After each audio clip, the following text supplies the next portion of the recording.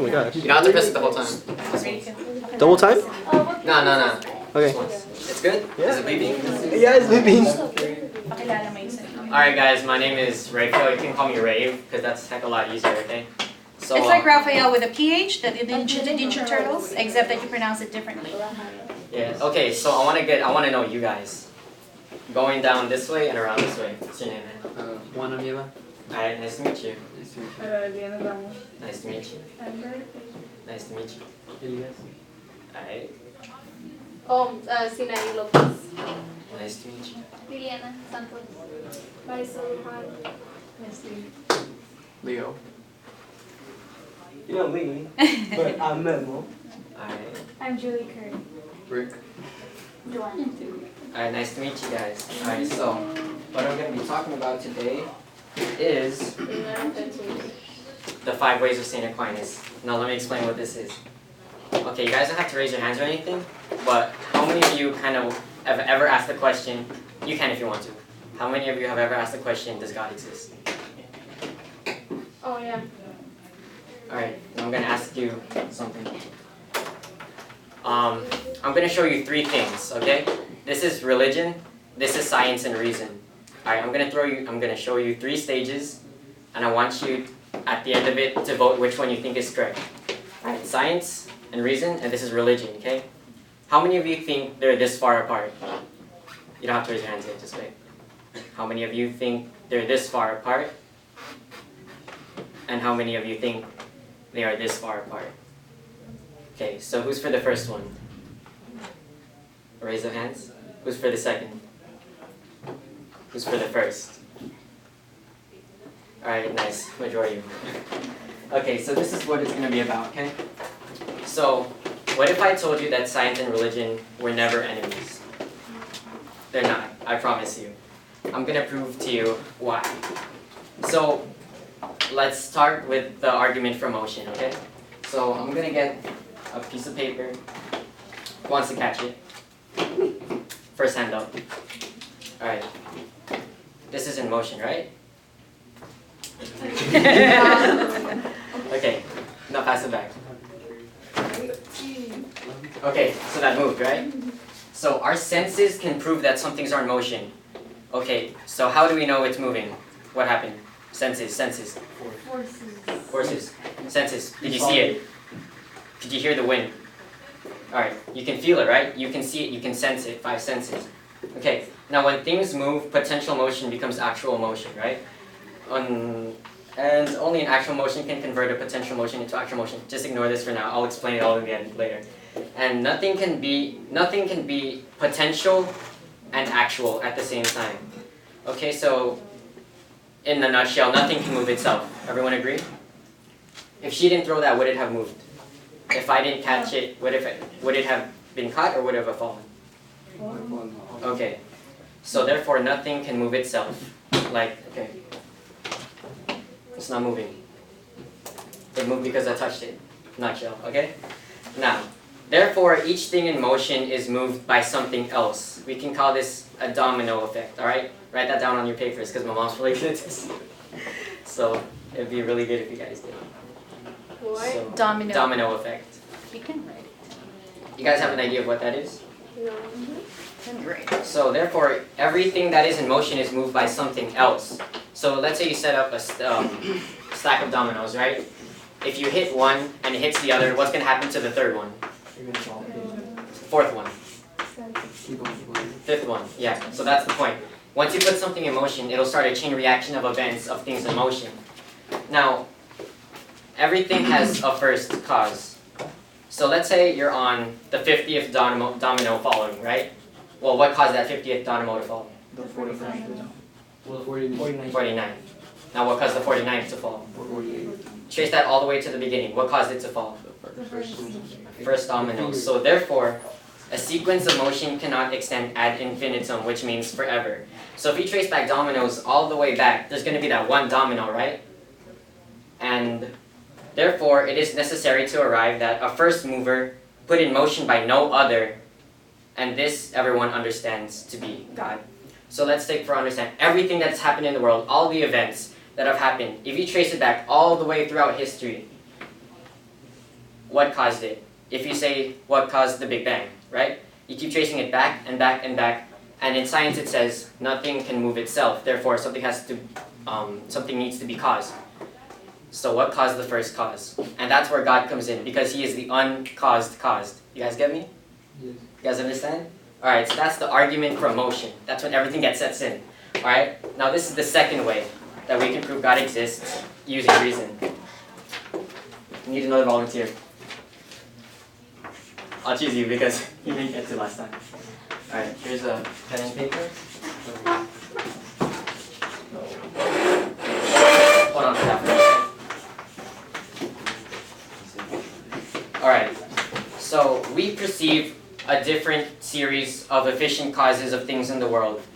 Nothing exists prior to itself. Okay, let's take this for example. If your parents didn't make you, would you be in existence right now? No. No. If your grandparents didn't make your parents, would you be in existence right now? No. Would they be in existence right now? No. Okay, so nothing exists prior to itself, right? Okay, I want you to write down your name on that paper. Oh. Alright, show it up. Ever. What was on that paper before she wrote her name? Nothing. Therefore, she caused something, right? Yes. So nothing existed prior to itself. Now, if the previous efficient cause does not exist, neither does the thing that results. So if Amber didn't exist right now, would that name be on the paper? No. You guys understand? Yeah. Alright, good. Now, therefore, if the first thing in a series does not exist, nothing in the series exists. Okay, let's take this for example. Okay, I want you to imagine you're in World War II, right? There's a soldier. I want you to imagine, okay, let's pretend your grandparents fought in World War II. If your grandparents got killed in World War II, would you have existed today? No. No, right? So, if the original cause gets destroyed, then everything that results from it cannot exist and doesn't come into existence.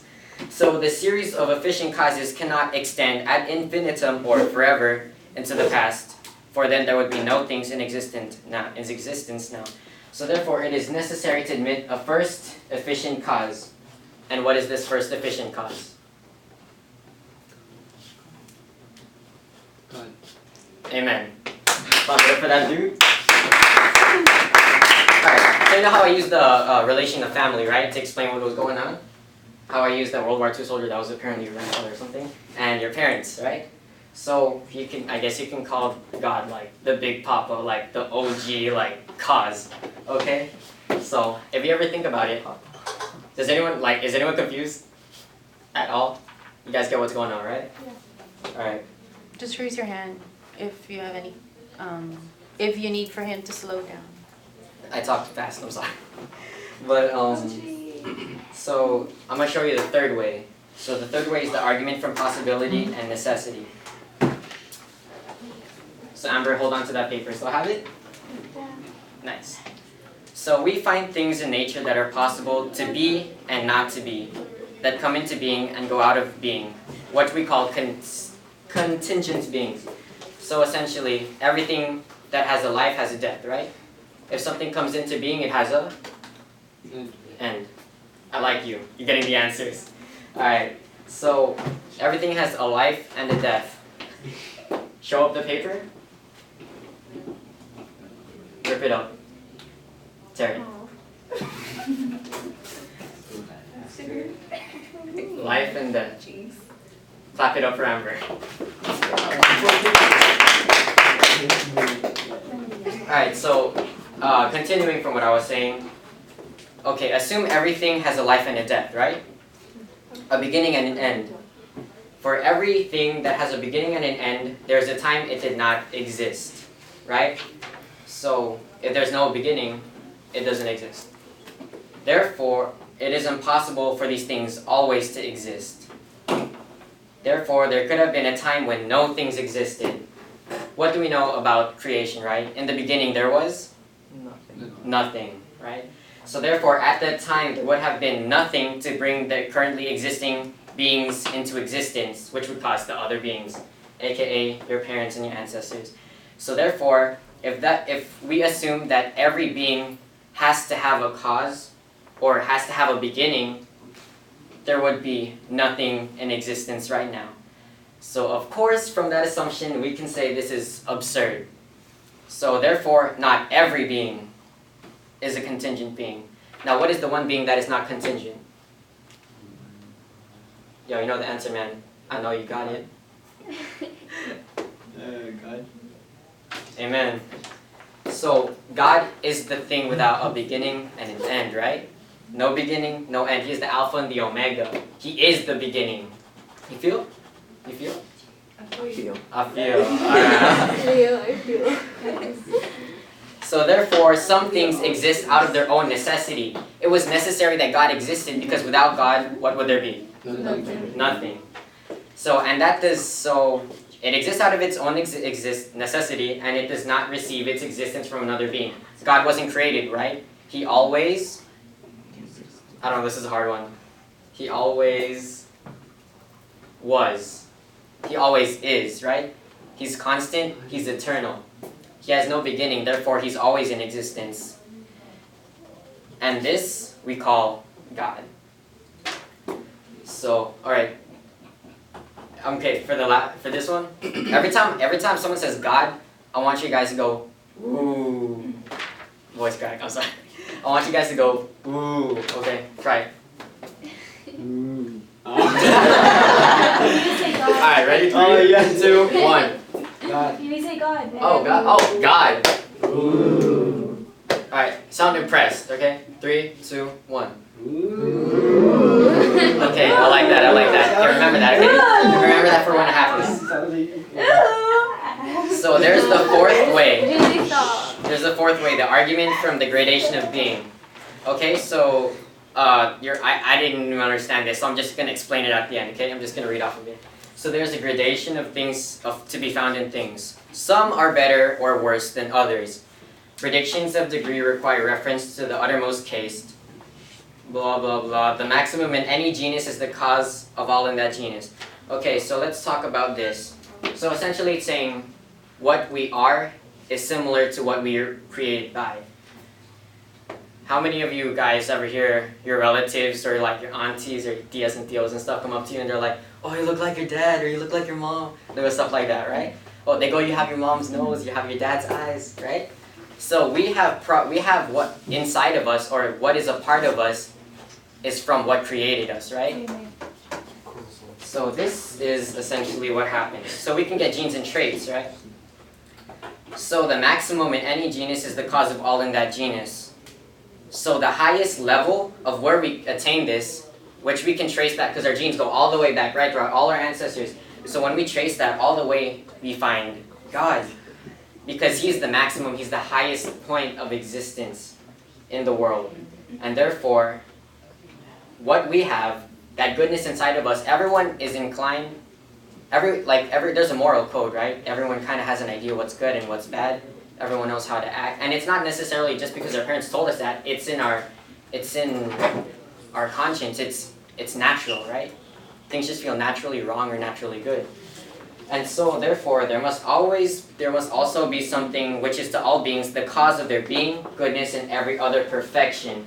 And we call this God. So if you have something perfect in you, it's because of God. If you are caused by something, it is God. If you are good, it is because God is good. Are you guys good? Yes. Collectively, right?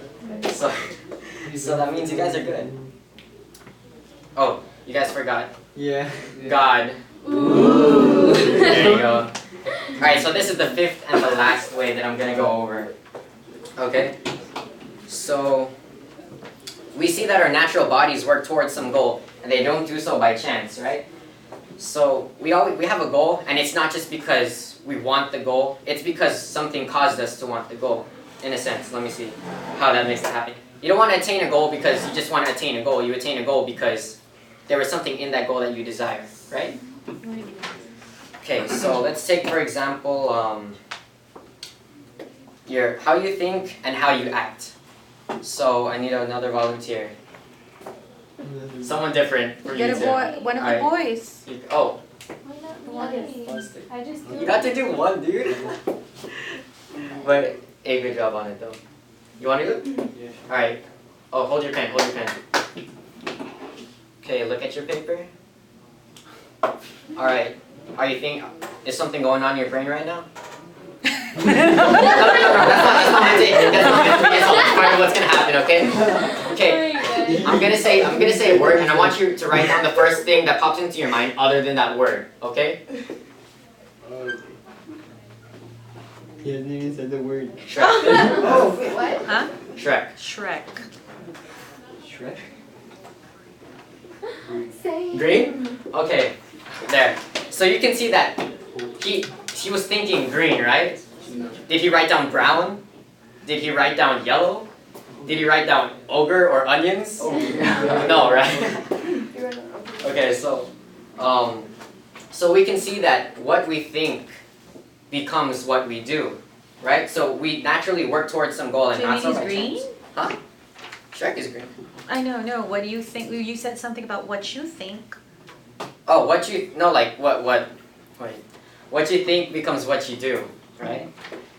So most natural things lack knowledge, because if we knew everything already, we wouldn't need school. So naturally, we're kind of dumb, right? If we didn't have school, we'd be pretty dumb. So, but let's take this as an example, okay? Okay, who wants to be an archer? What? Who wants to be an archer? An archer like a. I'll do it. All right, who wants to be an arrow?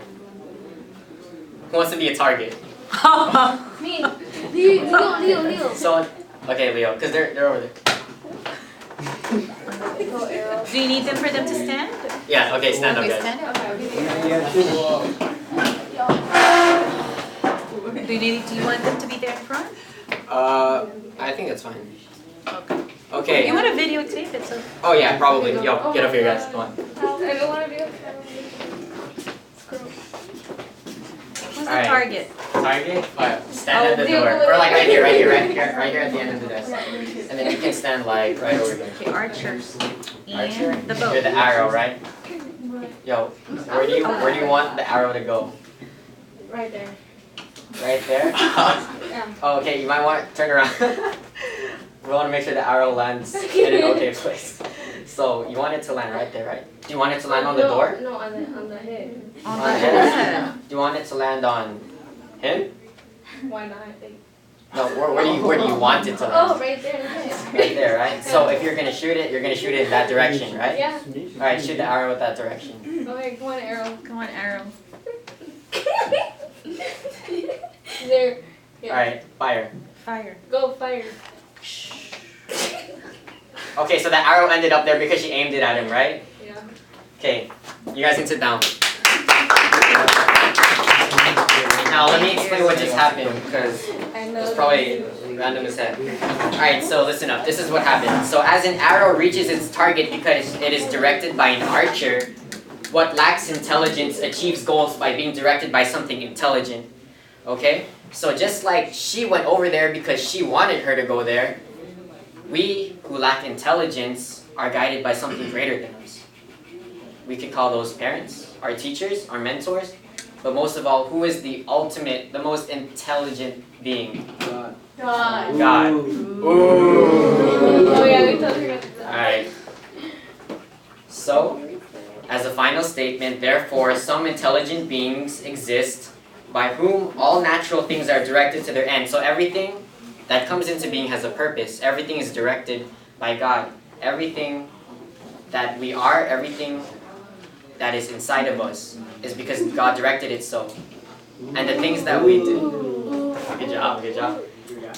And While you're the listening. yeah. Me? Okay. All of you. And the reason we do these things is because we feel an inner desire to do them, right? Let's say you love somebody, right? When you love somebody, you want the best for them. Even if it's not the best for you. And so, when you have that purpose, you do it anyway, right? Even at the sacrifice of your own expense. At your own expense, you sacrifice something because you know it is right, because you know how to treat that person, what's better for them, what do you want for them? Not what you want for them, rather, but what is best for them, right? And so we have that inside of us because God planted that in us. That's part of who we are. That's part of our desire. That's what makes us human, right?